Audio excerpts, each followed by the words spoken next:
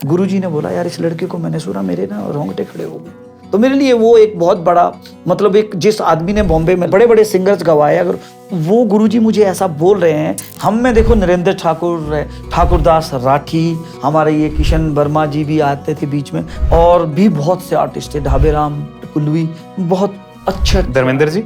हाँ नहीं, धर्मेंद्र जी तो नौकरी वाले आदमी थे, वो तो कम सम आते थे पर आते थे वहाँ। कृष्णा ठाकुर जी बहुत अच्छा कुल्लू से वो लिखते हैं। एक आदमी की ड्यूटी होती है कि आज भाई कुलदीप शर्मा खाना बनाएगा, आज कैलाश बुशैरी बनाएगा, आज नरेंद्र ठाकुर बनाएगा। The Himachali podcast. आप सबसे पहले आप बता रहे हो कश्यप जी ने आपकी रिकॉर्डिंग करी है। जी जी। तो ये कैसे हुआ?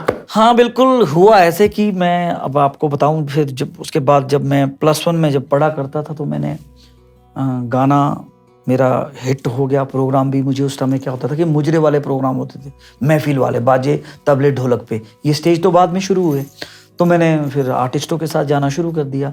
और पेमेंट उस टाइम मिलती थी 200 रुपये। वो 200 भी हमारे लिए बहुत ज़्यादा होते थे, बहुत बहुत बड़ी पेमेंट थी वो।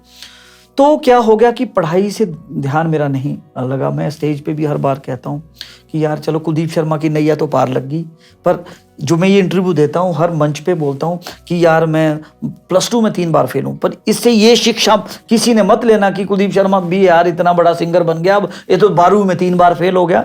मैं इसलिए बोलता हूँ कि ये मेरी नैया नाटियों ने पूरी पार लगा दी, पर जो मैं नहीं पढ़ पाया हूँ, जो उसके खमियाजे जो मुझे भुगतने पड़ते हैं, वो बड़ी दिक्कत आती है। तो क्या हुआ कि मैंने जब मैं +1 में पढ़ता था तो वो गाने इतने हिट हो गए कि आकाशवाणी शिमला से तो एक नाम बन गया, प्रोग्राम शुरू हो गए। हुआ उपदेश भाई कि +1 में तो टीचरों ने मुझे पास कर दिया, बड़ा प्यार करते थे मुझे टीचर। +2 में तो बोर्ड का एग्ज़ाम था, मैं +2 में 3 बार लगातार फेल हुआ। उसके बाद टीचरों ने हाथ जोड़ दिए। हिस्ट्री वाले मेरे सर है, वो अब रिटायर हो गए। क्या नाम है उनका? नाम बोलते थे उनको धौल्टा जी। तो उन्होंने मुझे बोला कि कुलदीप बेटा अब तू यार छोड़, तू ढोलकी बजा, तू ढोलकी बजा। तो देखिए उपदेश जी, उसके 5-7 साल के बाद वो मुझे मिलते हैं जब मेरी 10-12 कैसेट्स आ गई थी। तो वो मुझे गले लगाते हैं और उन्होंने मुझे बोला कि कुलदीप यार तेरी ढोलकी बज गई भाई। तो वो क्षण भी मेरे लिए बहुत मतलब एक कहूँ कि वो एक बड़ा मतलब बोलते कि प्राउड फील करने वाले थे कि वो टीचर ने जिसने मुझे मतलब प्यार में ताना भी मारा था, तो प्यार में वो गले भी लगाया। तो पढ़ाई उसके बाद रह गई और टीचरों ने हाथ जोड़े, बोलते बेटा आप कुछ करो। और मैं उपदेश जी आपको बताऊं कि उस समय इतना डिप्रेशन में चला गया था, मैं क्या करूं यार, क्योंकि आपको पता है कि उस समय हमारा हिमाचल का कल्चर इतना बड़ा लेवल पे नहीं था। प्रोग्राम भी अगर आर्टिस्ट को किसी को मिलते थे 5 मिनट का कार्यक्रम मिलता था और 1500 रुपये पेमेंट होती थी। आप बात कर रहे हैं कौन से ईयर की? ये मैं कर रहा हूँ जी 96-95 की बात कर रहा हूँ मैं ये आपको। उसके बाद फिर मैं जी कश्यप साहब के पास चला गया, SD कश्यप जी के पास। और वो समय क्या हुआ कि गुरुजी हमारे पनारसा आए थे पहली बार, शकरवा से। हाँ शकरवा से पनारसा वो आए थे। और मैं भी स्वर्गीय लायक राम रफीक जी मेरे, उन्होंने बहुत से गाने हिमाचल को दिए, वो भी गुरु के समान है। तो वो मुझे पहली बार वहाँ ले गए। और एक सिंगर है हमारे श्याम सिंगटा जी, वो दोनों मुझे वहाँ पे ले गए। और मैंने जब वहाँ ऑडिशन दिया तो थोड़ा मियाँ मिट्ठू वाली बात हो जाएगी तेज जी, गुरुजी ने बोला यार इस लड़के को मैंने सुना, मेरे ना रोंगटे खड़े हो गए। तो मेरे लिए वो एक बहुत बड़ा मतलब एक जिस आदमी ने बॉम्बे में बड़े बड़े सिंगर्स गवाए, अगर वो गुरुजी मुझे ऐसा बोल रहे हैं कि यार इस लड़के ने मतलब मेरे रोंगटे खड़े कर दिए, इतना अच्छा गाता। मैं छोटा था उस टाइम। तो उन्होंने फिर मेरे महाराज 1 साल मैंने वहाँ पे मतलब कुली की तरह काम किया। गुरु अब हमारे लिए तो वो एक स्टूडियो बन रहा था नया, सेवा करी आपने। हमने बजरी रेत वहाँ उठाते थे हम, तो बड़ा मज़ा आता था। और शाम को महफिल होती थी, बड़ा आनंद आता था। तो वो 3 गाने जो मेरे रिकॉर्ड हुए, पहला गाना ये सुपने दे मिले आमिया तू मेरी, कश्यप साहब ने इसे कंपोज किया था। और वो इतना बड़ा हिट ये गाना हुआ था उस जमाने में कि बड़ा मज़ा आया। रफीक जी ने लिखा था? हाँ जी, लायक राम रफीक जी का ये लिखा हुआ गाना है। तो आप बता रहे हैं कि आपने ऑडिशन दिया था वहाँ पे, ऑडिशन में क्या गाया था? कहाँ? कश्यप साहब के पास। वहाँ मैंने एक गाना गाया था जी। जब मैं कश्यप साहब के पास गया तो लायक राम रफीक जी का लिखा है गाना है ये भी, दो भाई, ये अपना दो भाइयों का एक्सीडेंट हो, ये कोटखाई गुम्मा से लड़के थे, राजू और हेतु इनका नाम था। तो वो बड़ा वो ज़माना वैसा हुआ करता था कि उस टाइम डेथ सॉन्ग बड़े चलते थे। आज वो नहीं, आज कोई डेथ सॉन्ग नहीं गवाता है, ना इतना ज़्यादा हिट होता है। तो वो दौर था कि उस समय जो डेथ सॉन्ग जो बनते थे हमारे हिमाचल के, वो बड़े हिट होते थे। तो दो लड़के थे, उनकी डेथ हो गई थी, वो बाइक पे जा रहे थे, तो वो गाना मैंने गाया था, वो 2 लाइनें वो सुनाता हूँ आपको।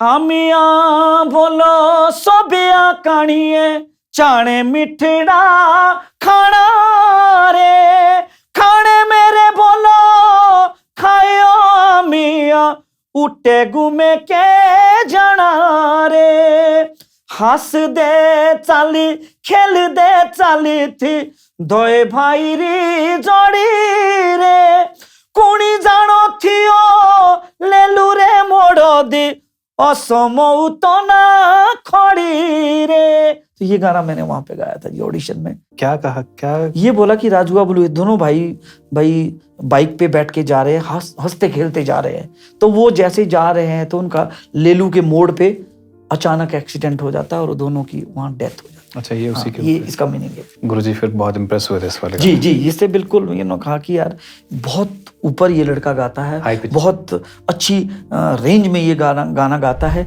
तो मतलब ये थोड़ा सा वही मैं बोल रहा हूँ आपको कि उन्होंने उसी दिन बोल दिया था कि ये लड़का काफी मतलब आगे जाएगा और आगे गए हैं आप, कितने आगे आए हैं।